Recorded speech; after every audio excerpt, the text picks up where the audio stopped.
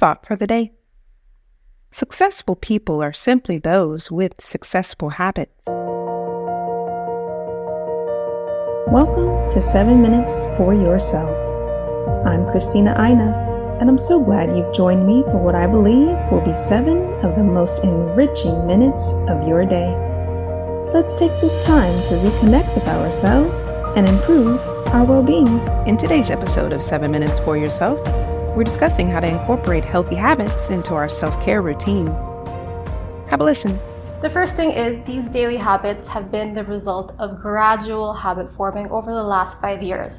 It's not something that happened overnight. It is difficult to form habits and it does take time. The second thing, although these habits are daily habits, I don't put pressure on myself to do them every day, especially when things get too busy or things are too overwhelming. Sometimes things slide a little and that's okay. When you're making lifestyle changes, it's not about perfection, it's about doing what you can. And generally, I do try to do these habits at least 3 to 5 times a week in the times that I'm really stressed out, because I feel that they do help me stay on track and they do help reduce stress. Anyway, enough with the introduction, let's get into the habits. The first daily habit is I drink a glass of water as soon as I get up. Well, not as soon as I get up. I brush my teeth, I go to the bathroom, and then I have a glass of water. I find that this has made a big difference to energy levels in the morning. When we're sleeping, we're not taking in any water, and when we wake up, we can be mildly dehydrated. And when we're dehydrated, our fatigue levels go up. So a good thing to do is start your morning by getting enough hydration. I drink a glass of filtered water. If I feel like it, I'll add some lemon to it. I don't always do that. And it's usually at room temperature, but if you like warm water, that can work too. It really is about personal preference, but drinking some water in the morning is a great thing to do for your energy levels. Number 2, I meditate for 10 minutes every day. I used to be very skeptical about meditation when I first started. I didn't really believe in it. I didn't think that there was science behind it, but there is actually quite a bit of science. It can do things like reduce anxiety. It can help you improve your immune function. It can help reduce pain. There's a lot that it can do. I have a few links in the description box. If you're a beginner, meditation can seem very daunting, and I have 2 tips to provide. So the first one is try to just be very open about meditation in the beginning. The first 10 to 15 sessions for me were very difficult. I didn't know what I was doing and I felt overwhelmed and I felt like I was doing it the wrong way. It wasn't until the 15th or 16th session that I really got into it and I started to see the benefits. So give it time. The second thing is, if you are starting out, try guided meditation versus meditation where you're just doing it on your own. Guided meditation can really help you stay on track and can really guide you through the process. I use an app called Calm. I highly recommend it. I love it. There is also another app called Headspace, which you could try out.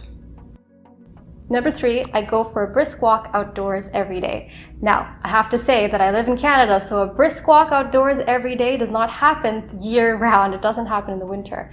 But for the rest of the year, I do try to get outside because I find it's such a big mood booster to get some fresh air, to get some sunlight, and to be out in greenery. And there are studies that show that exposure to greenery is good for your health. As usual, everything's in the description box. Now, for me, the brisk walk is not just a mood booster. It's also the way I get exercise. I am not a gym person. I have never been a gym person. I just don't enjoy it. Kudos to the people who enjoy the gym. I would love to do that, but I just can't. I don't like it. So for me, getting exercise has to be something that's part of my lifestyle. And I love going out for a walk, so I've started to make my walks my exercise. Now, the World Health Organization recommends that we get about 150 minutes of moderate cardiovascular activity a week, or 75 minutes of cardiovascular activity. A walk can count if your heart rate is high enough. So when I'm walking, I test my heart rate. I have an app on my phone. Samsung Health is the app that I use. And my heart rate's usually between the moderate and vigorous zone. So my walk actually counts as a workout. It counts as moderate activity. So that's how I get my 150 minutes of exercise per week through my walk. Number 4, in addition to the walk, I exercise. So the walk is great for cardiovascular activity if you're doing a brisk walk or if you're jogging or if you're running. But a well-rounded exercise regimen should include more than just cardio. I like to include some weight training and yoga, but I specifically wanted to talk about weights. There's a lot of women shy away from it, especially because they think they're going to look a certain way if they train with weights. The World Health Organization recommends that the average adult do at least 2 sessions a week. Why is it so important? As we age, we tend to lose muscle mass. It's a normal part of aging. Another normal part of aging is losing bone density. It happens. But we can slow that process down with one thing, and that one thing is weight training. So it doesn't matter what age you are. You could be in your 20s or your 30s. It's never too early to start preserving your muscle mass and preserving your bone density. If you're a beginner, you should always speak to a professional, learn the proper moves. You could do body weights or free weights, but always speak to someone who knows what they're doing so you don't get injured. And then eventually, when you know what you're doing, you could always work out at home. That's what I do. I am not a gym person, as I mentioned earlier, so I don't go to the gym, but I will use free weights and body weight exercises at home. I eat at least 2 to 3 servings of brightly colored fruits and veggies every day.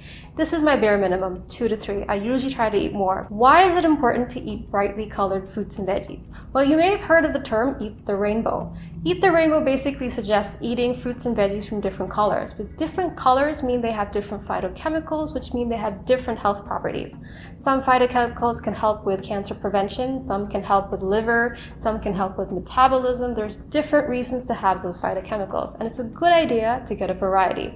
So I do try to get at least 2 to 3 servings of fruits and veggies from those different groups. That concludes today's episode of 7 Minutes for Yourself.